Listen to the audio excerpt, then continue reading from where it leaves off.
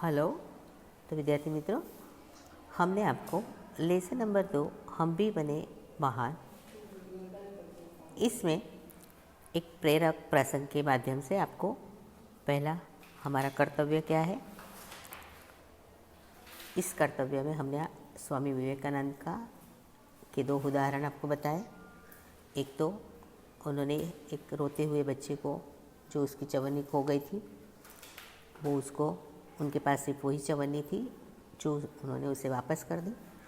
और उसके बाद एक लड़का जो मोटर के नीचे आने ही वाला था कि उन्होंने तुरंत उसे बचा लिया। तो लोगों ने ये देखकर ये कहा कि अरे अरे बेचारे का शिवलिंग टूट गया। तो उन्होंने उन इकट्ठे हुए लोगों से ये बात बताई कि मेरा तो नुकसान हुआ है, ये चीज़ तो मुझे वापस भी मिल सकती है ना। तो उन्होंने क्या कहा कि चाव के से खरीदा शिवलिंग। चाव मतलब क्या? प्रेम, यानी कि कितनी लगन से उन्होंने शिवलिंग खरीदा था जो टूट गया। तो उन्होंने उन सब की बात सुनकर क्या कहा कि उसमें क्या हुआ, मेरा तो सिर्फ कर्तव्य ये था कि दूसरों को बचाना। मैंने यदि उस बच्चे को नहीं बचाया होता तो शायद वो बच्चा मर जाता।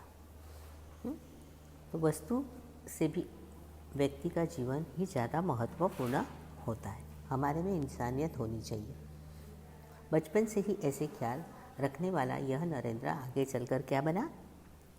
ख्याल मतलब क्या? विचार रखने वाला बड़ा होकर स्वामी विवेकानंद के नाम से प्रसिद्ध हुआ। स्वामी विवेकानंद के ऐसे बहुत सारे उदाहरण हैं जो अमेरिका के शिकागो शहर में गए थे। वहाँ पर अभी उन्होंने बहुत कुछ लोगों को उत्साहित किया था। उनकी बातें सुनकर, मतलब उनके जो रिश्तेदार थे, तब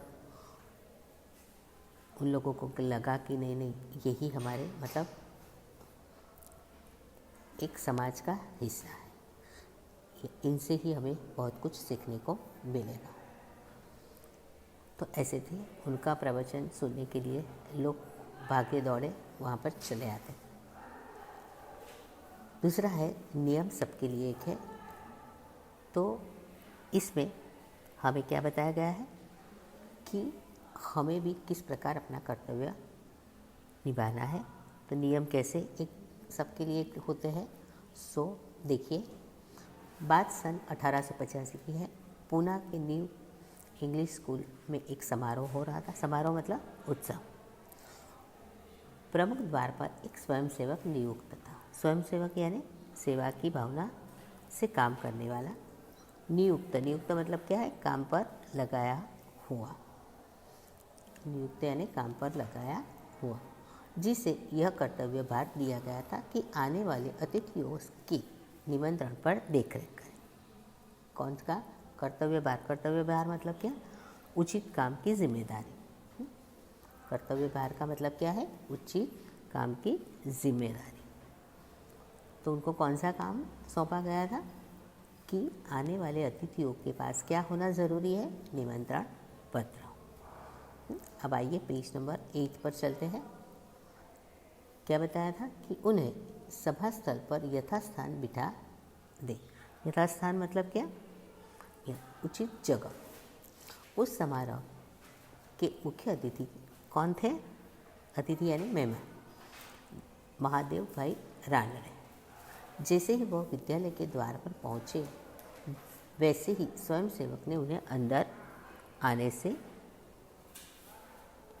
शालीनतापूर्वक रोक दिया और निमंत्रण पत्र की मांग। उन्होंने क्या किया? मुख्य अतिथि ने, कौन थे? महादेव गोविंद रानड़े। उन्होंने विद्यालय के द्वार पर जैसे ही पहुँचे तो काम किसे सौंपा गया था?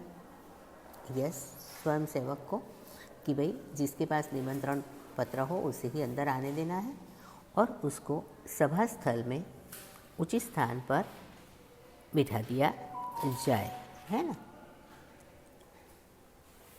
तो शालीनतापूर्वक रोक दिया। शालीनतापूर्वक मतलब क्या? शिष्टता के साथ। उन्होंने उनके पास से निमंत्रण पत्र मांगा। तो महादेव रानड़े ने क्या कहा, बेटा मेरे पास तो कोई निमंत्रण पत्र नहीं है। तो स्वयं सेवक ने नम्रतापूर्ण उन्हें क्या उत्तर, नम्रतापूर्ण यानी विनय के साथ, क्षमा करें तब आप अंदर प्रवेश न कर सकेंगे। स्वयं सेवक ने नम्रतापूर्वक क्या उत्तर दिया कि क्षमा करें आप अंदर प्रवेश नहीं कर सकते। द्वार पर खड़े रानड़े को देखकर स्वागत समिति के कई सदस्य आ गए। द्वार पर, द्वार यानी दरवाज़ा, दरवाजे के पास खड़े हुए जो मुख्य अतिथि थे हमारे, कौन थे, न्यायाधीश महादेव गोविंद रानड़े, वो तो वहाँ पर आकर खड़े रह गए। तो उन्हें द्वार पर खड़े हुए देखकर, यानी कि दरवाजे पर खड़े हुए देखकर वहाँ के स्वागत समिति के सदस्य दौड़कर चले आए और उन्हें मंच की ओर ले जाने का प्रयास करने लगे। कहाँ ले जाने, मंच, मंच यानी सभा में विशेष व्यक्तियों के लिए जो स्थान बना होता है, जैसे उसे स्टेज भी कहते हैं, तो वहाँ पर ले जाने लगे।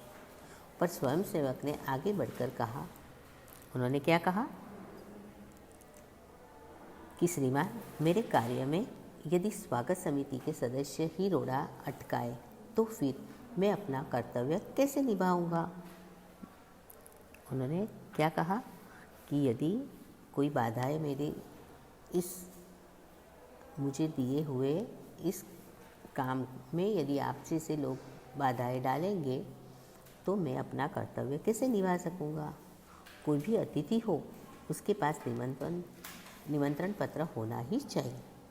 भेदभाव की नीति मुझसे नहीं बरती जाए, है ना। भेदभाव यानी व्यवहार में अंदर एक जैसा व्यवहार न होना, है ना। व्यवहार में एक दूसरे के साथ, जिसे अंडरस्टैंडिंग कहते हैं ना, ऐसा एक दूसरे के साथ भेदभाव मैं कैसे कर सकता, मैं ये सहन नहीं कर सकता। तो यह स्वयंसेवक आगे चलकर गोपाल कृष्ण गोखले के नाम से प्रसिद्ध हुआ और देश की बड़ी सेवा की। तो विद्यार्थी मित्रों, आपको हमने नियम सबके लिए एक है, यह किसके द्वारा सीखा, यस, तो हमारे गोपाल कृष्ण गोखले के द्वारा हमें इस उदाहरण से ये सीखने को मिला कि हमें भी किस प्रकार नियम सबके लिए होने चाहिए, किसी के लिए कोई महत्वपूर्ण ऐसा नियम नहीं होना चाहिए। ठीक है, तो यहाँ तक हमने आपको 2 उदाहरण के साथ बताया। पहला स्वामी विवेकानंद का था, अब दूसरा है गोपाल कृष्ण गोखले के। इस बात से हमें ये जान लेना है कि हमें भी किस प्रकार एक दूसरे के साथ समान व्यवहार रखना है, नियम सबके लिए एक जैसे रखने चाहिए। ठीक है, हमारे लिए कोई ऊंचा, कोई बड़ा, छोटा नहीं होता है। अब उसके बाद है सफलता का रहस्य, ये हम आपको इसके बाद वाले वीडियो में ज़रूर बताएंगे। तो आपको ये पहला और दूसरा उदाहरण समझ में आ गया हो।